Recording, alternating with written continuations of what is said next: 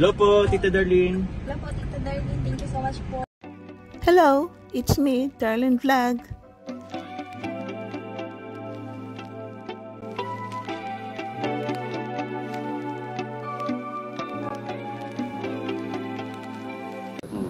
Si Carla blooming din eh.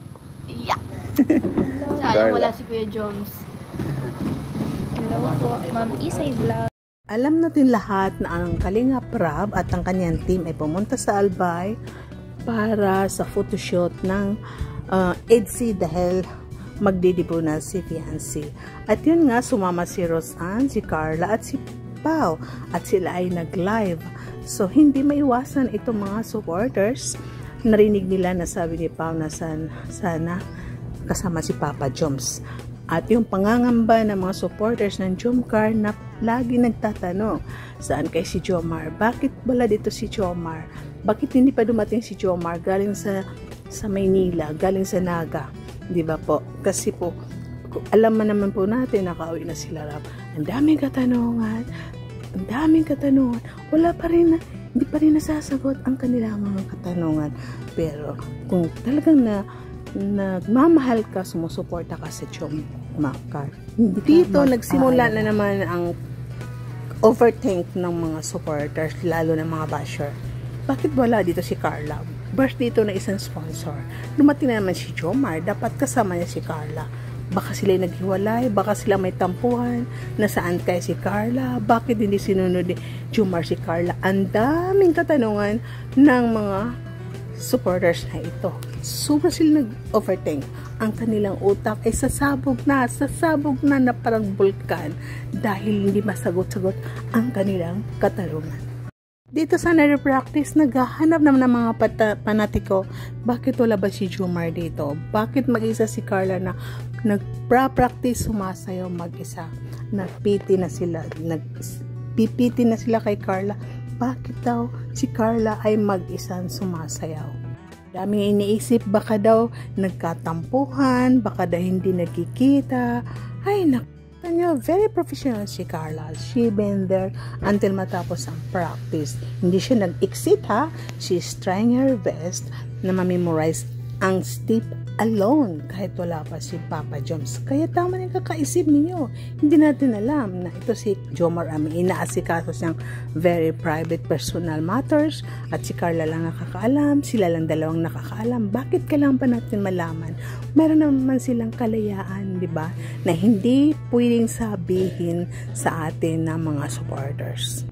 Simula ulit ang pag-overthink ng mga panatiko nang tanongin ni Kalinga Prab si Carla kung saan si Papa Joms. Dahil si Carla ay hindi sumagot, siya lang ay ngumiti at naka-close ang kanyang mouth na lumingon lang siya na parang hindi daw nakilala. So yan ang pag-isip ng panatiko para silang mababalik kung saan daw si Papa Joms.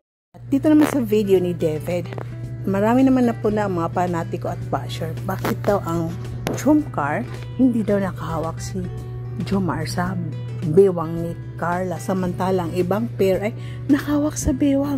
Bakit ba binibigyan ng meaning yun? Hindi ba pwede na mamaya na ilagay ang kamay sa susunod na practice, sa final na, baka hindi nila napapansin na gano'n ang nangyayari sa kanilang step, sa kanilang paghahawakan ng kamay. Pero alam niyo ba yun, manood pa kayo, makita niyo yan sa video na yan, na nakita ko na humawak si Jomar sandali, pero nahinto na ang music, kaya hindi natuloy ang paghawak niya dahil doon nga part ay nahinto ang music. At kung mapansin niyo, sinasapak pa rin ni Carla si Jomar kung may mga mali sila na steps. Ibig sabihin, they are okay. Alam niyo mga ka-Jomcar, kung totoo man na nagkatampuhan ng dalawa, walang problema yun. Hindi ba kayo nagkakatampuhan ng boyfriend ninyo? Or siguro kayo, yung nakaranas na nagkatampuhan kayo ng boyfriend nyo, break agad, kaya kayo natatakot. Pero kung nakaranas kayo ng tampuhan with your girlfriend, boyfriend, hindi kayo matatakot na ang Jomcar ay maghihiwalay dahil napagdaanan niyo yan. Normal po yun sa magjowa na magtatampuhan dahil nagmamahal sila. Dahil mahal nila isa't isa. Mga pagsubok yan para lalo silang tumibay. Magtampo man ang isa't isa sa relationship katulad ng Jomcar, if ever man, no problem po yan. Ang importante sila pa rin ay nandyan.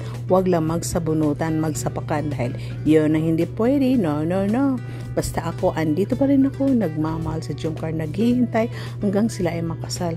Kahit oras-oras, araw-araw ay magtampuhan sila. Andito pa rin ako, nagmamahal, sumusuporta sa Jomcar. Sana ganon rin kayo. Trust the process, trust Jomcar, trust the timing, and wait for the wedding.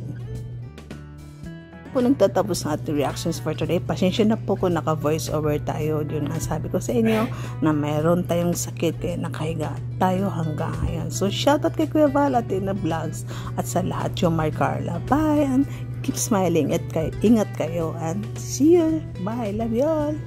Mga kalingap, suportahan natin Darlene Vlogs YouTube channel. Please subscribe. Mga karaba, mga kalingap, mga ka-Jomcar akin ang samahan.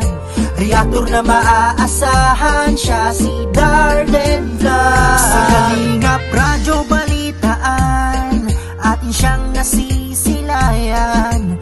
Mabuti na kaibigan, solidong kalingap niya.